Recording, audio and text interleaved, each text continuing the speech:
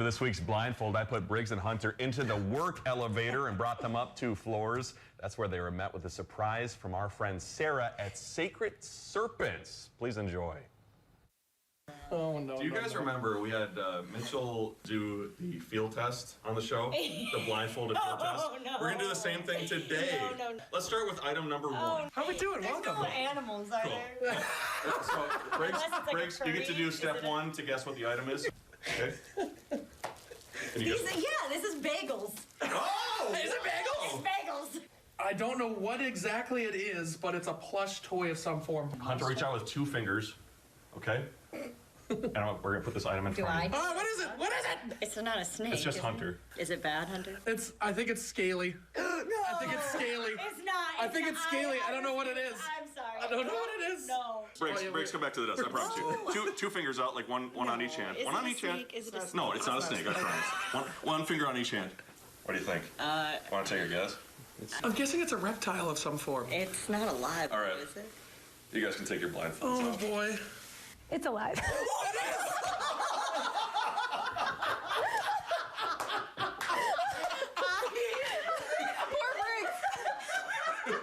This is Herman, yeah. Okay, that's okay. I'll let you Go for it, go for it. Hi, buddy.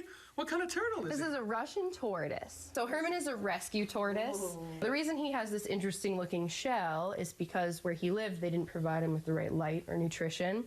And so he kind of essentially didn't grow right for 4 years. So he's about 5.5, but he will live upwards of 70. This is Maxwell. He's a blue-tongued skink. Oh, my God. And you're more than welcome to pet him. Hi, buddy. Look at that. Hi, high five. So this is, and I'm holding him, Briggs, so he can't turn his head or rotate his head right now. I don't want to offend you, Mr. Maxwell. That's very kind of you. Yeah, look at you. And if you take a look while you're petting him, his tongue might come out. You can see the blue tint to his tongue. And they're omnivores, so they eat everything. They eat meat, vegetables, bugs, plant matter. Humans? Well, he's tried, but only when I put the blueberry in the wrong spot. And then, because essentially he feels like kind of a rough basketball. Right.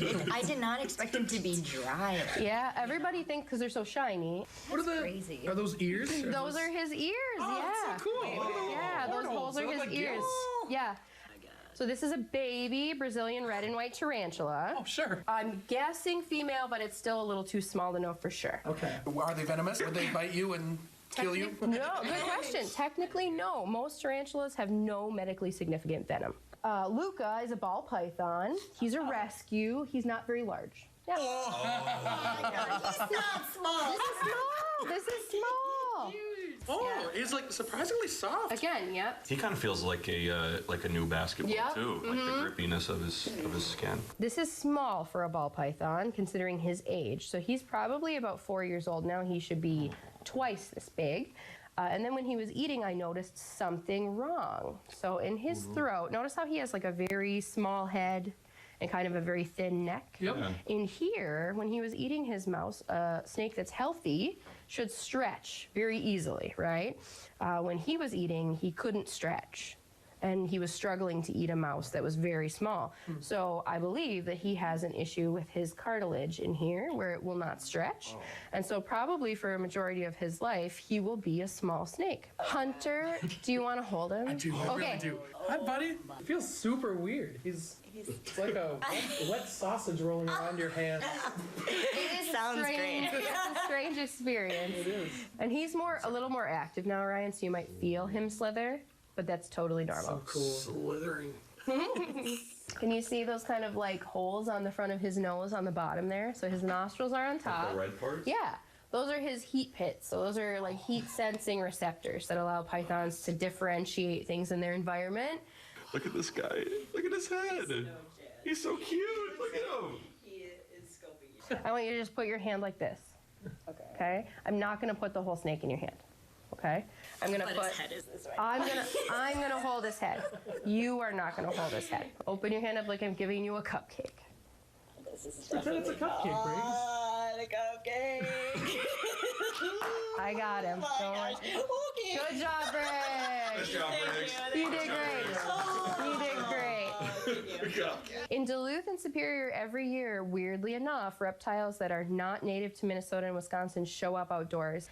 Some have escaped, but some are actually legitimately dumped. I think that people don't realize that there are resources available for them, so they can always contact me at Sacred Serpents or Roger at the Snake Pit, and we'll try to get them homes. Briggs, thoughts? Yeah, I rolled very far back in my chair for a reason. I was very nervous. But Luca and the rest of his little pals, they're all ended up being very nice. They were good ambassadors for someone who doesn't love reptiles. Sure. I felt welcomed by them. Yeah. We also made sure not to give you the snake when you were blindfolded. I thought you probably would have. I would have ran out of the lost room. my mind. Yeah. Ben wanted you guys to do that, right? Yeah. So Thankfully, Sarah shut that down. we started with the turtle. Hey, we have to take a short